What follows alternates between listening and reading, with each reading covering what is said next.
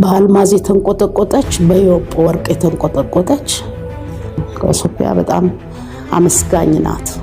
በጣም መሰጠት ያስፈልጋል። ለዚህ ዕውቀት ልዕልና ያስፈልጋል፣ ንጽህና ያስፈልጋል፣ ፈጣሪን ማመስገን ያስፈልጋል፣ በተስፋ መመሰጥ ያስፈልጋል። በዚህም ነው ኢትዮጵያ እንግዲህ የመርዝ ብልቃት እስክታከል ያነሰችው።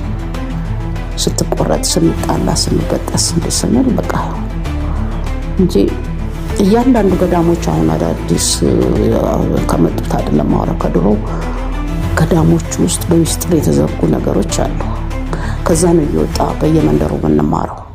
ሊያገኙት ግን አጠገባቸው ስለሆነ ሌላ ጋር ነው ፍለጋ የሚሄዱት። እነሱ ቢወስዱም መተርጎም አይችሉም።